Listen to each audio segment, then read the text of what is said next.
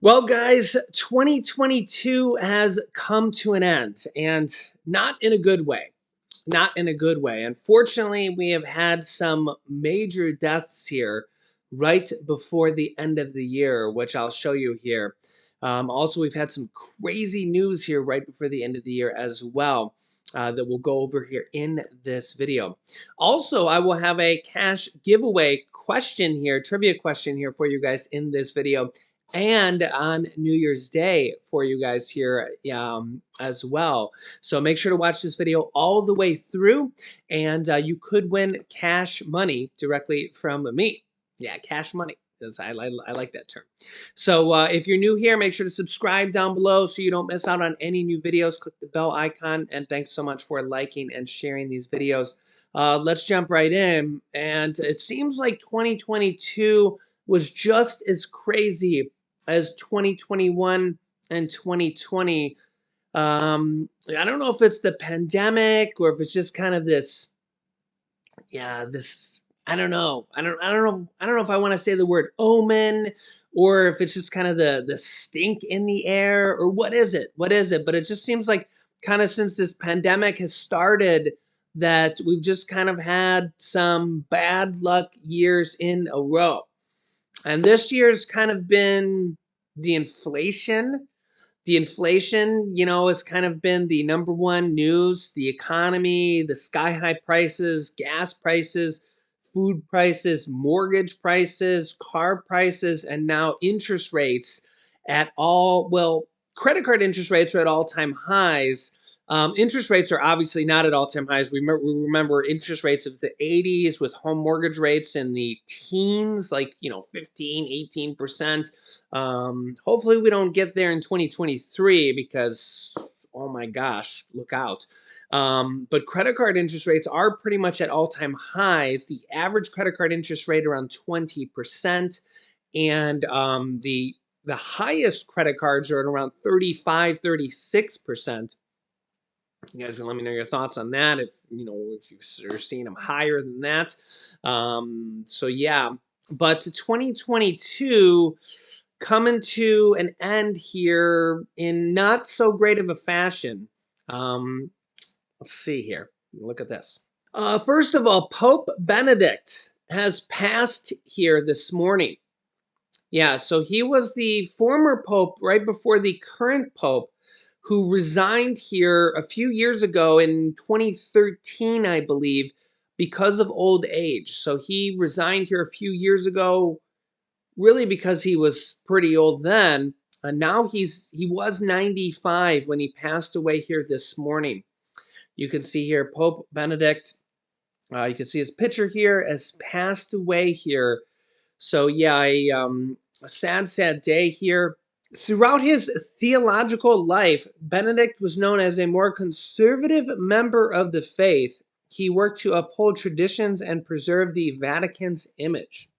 In an interview with a Italian paper last year, he said he often thought about the day he resigned from the papacy.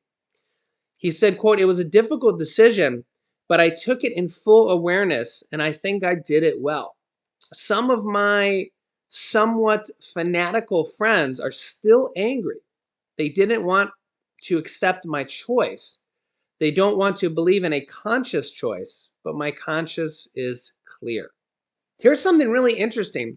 He spent much of his youth in the town of Traunstein near the border of Austria, where he attended a seminary school. At the age of 14, he was forced to join the Hitler Youth. At age 16, when Adolf Hitler rose to power, he was drafted into the Nazi army and served in an anti-aircraft auxiliary unit. We think about what's going on in Europe and Ukraine and Russia right now with Putin. This makes it seem that Hitler wasn't that long ago. This kind of brings it back to home here a little bit. Benedict deserted the military. Remember, he served basically in the Nazi army. He was drafted into the Nazi army right here and served with them. He deserted them in 1945 along with his brother and was taken prisoner by U.S. forces for several months. When the war ended, he was just 18 years old. So he was serving there, I believe, before he was 18 years old. It's a little bit unclear. His time in the Nazi army caused some concerns as he rose in the Catholic Church, but while working under Pope John Paul II in the 90s, Benedict helped clear up Catholic Jewish divisions, including by recognizing the state of Israel. Yeah, and of course now we're dealing with the Ukraine-Russia invasion. Maybe the next kind of coming of that. So you can let me know your thoughts here on that. So the Pope dies here today. And also, not only that, but Barbara Walters also dies at 93 years old as well. Yeah, you can see her with former President Nixon actually there in that picture. Barbara Walters died at 93 years old, was a cultural fixture of TV icon. Barbara Walters, who was on so many different things. She was on The View. She was on 2020. She was on so many different things here. She did 332 episodes of The View. Wow, that's a lot. Yeah. So, yeah, a lot of these people are going to be missed here. We actually had a lot of different big name celebrities pass here in 2022. Also here, the stock market, you can see here, stocks fall to end Wall Street's worst year since 2008, which was the end of the mortgage crisis. This year, we basically had the inflation crisis and the interest rate crisis. S&P 500 finishes the 2022 down nearly 20%. I believe it was about 19.5% here. The biggest blow here also this year was that bonds were down here significantly this year as well. So for investors, it was a particularly tough year. I seen the Vanguard Total Stock Bond Index. Yeah, so Vanguard Total Bond Index, which kind of tracks the whole bond market, was down 13.1%. So normally, you know, if you're like a conservative investor, you may have 50% stocks, 50% bonds. Well, the bond market was down 13.1% this year as well. And the S&P 500 was down,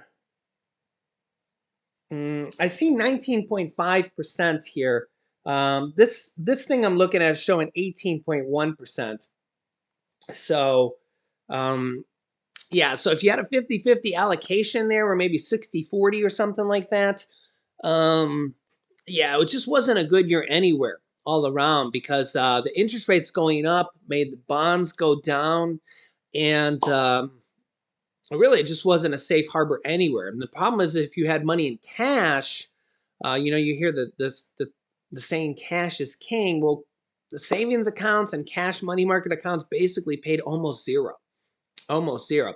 They're starting to pay more now here, like a Vanguard money market account now is paying like 4.2% in interest now. So that's a pretty good amount for a cash. Basically, I remember there was a time that years ago they were paying 5%. That's about the highest I ever seen for a cash money market account. You could get CDs that pay maybe a little bit more, but that was kind of the highest I've seen. 4% on your cash is really, really good because cash is basically you can just pull it out tomorrow. Okay, so to get 4% on that, or I mean, honestly, with interest, if the Fed's going to keep raising interest rates here, so honestly, to think that we might see 5% here soon is probably we're probably going to see that here next year. I don't remember when that was. I mean, it had to be maybe 10 years ago at this point. Maybe it was 2008. Yeah, so we're gonna probably, and honestly, the Fed's gonna probably keep raising interest rates here in 2023, unfortunately. I think they have a January meeting and a March meeting. Can't remember off the top of my head. I might be right on that, just off the top of my head, but I might be wrong. But unfortunately, the Fed's going to probably keep raising interest rates here, sadly. Sadly. So the only people that it really helps, well, the reason they raise interest rates is to try to bring inflation down. And I don't know. Is it working? I don't know. We have seen inflation come down from 8.7% to 7.1% was the most recent reading. I think we've had some other intermediary readings in there showing some other indexes which have actually kind of come down a little bit even more. We'll wait until we see the big reading here in the next week or two to see what it is here as well. But I don't know. We'll see. The biggest problem is I think that there's some things that interest rates just won't bring down, like food costs. Interest rates are not going to bring it down. Interest rates also aren't going to bring down gas prices. You know, it just doesn't affect gas prices. Interest rates primarily will affect things like mortgages and car loans, because it brings the demand for those down. It makes people less likely to buy homes, which brings the prices for those down. But on the other hand, it makes it more expensive to buy those because then you go to buy it and your interest rates are much higher. So really, it's not really a win for anybody, but this is what the Fed is doing here. It is a proven strategy that's been done for decades. Countries all around the world are doing this, but I think it's time for them to stop. They really need to just take a breather, stop it for a while, and just let everybody breathe. But unfortunately, I don't think they're going to do that. I think they're going to keep raising the interest rates here for a couple more times, which is just kind of, I don't know. I'll keep you up to date here and we'll see. But I think that's what they're going to do. Just kind of a hunch here of mine. We'll see. You guys can let me know your thoughts here in the comments. With that being said, let's do part of our New Year's giveaway here. I'm going to be giving away some more cash for New Year's Eve and New Year's Day. And we're going to be doing this here into January here as well. If you can guess the answer to this trivia question, you'll be entered into the pool of people who have guessed correctly. And from there, we have a random comment generator picker program that kind of randomly picks a couple people to be the answer or to be the winners of to be the winners. Yeah. All you need to do is leave a comment down below, and I will reply to your comment telling you you're the winner. I will heart your comment and say you're the winner. Make sure the comment comes from me. It's Jimmy, not anybody else of another username. And you got to make sure you get the heart and I tell you you're a winner. Also, I will announce you that you're a winner here in a few days on the channel here as well. Just be aware of scammers and stuff like that because they do pop up on the channel here every day or two or couples. So you should know it's me here if you've been watching my channel for a while. So just be aware of scammers, okay? The question for today is, how large is the Times Square New Year's Eve ball in diameter? How large is the Times Square New Year's Eve ball in diameter? So if you want to take a guess, just leave a comment down below, or if you know, just comment down below. Yeah. So yeah, and also make sure you're subscribed down below. Click the subscribe button so you don't miss out on new videos. Click the bell icon after you subscribe. Remember, new videos come out here every day at 10 a.m., 3 p.m., and 8 p.m. Eastern Standard Time. I'll have another video here for you guys tonight on New Year's Eve, and 10 a.m., 3 p.m., 8 p.m. Eastern Standard Time every day. We will have a full schedule here for you tomorrow, and another trivia question for you guys here tomorrow on New Year's Day. So we're here with baby Snowy. Yeah, so let me know what you're doing here for New Year's. Do you have any New Year's resolutions? Are you doing anything special here for New Year's? Baby Snowy here says that he wants to relax more for the New Year's, and eat lots of kitty toonie. I know, that does sound good, doesn't it? So I'll keep you up to date here. Thanks for liking and sharing these videos, and Happy New Year. You can click here to watch my newest video next, and you can click over here to watch my newest video about checks that are going out to some people that you might not even know about. So thanks for watching, guys, and we will see you in the next video.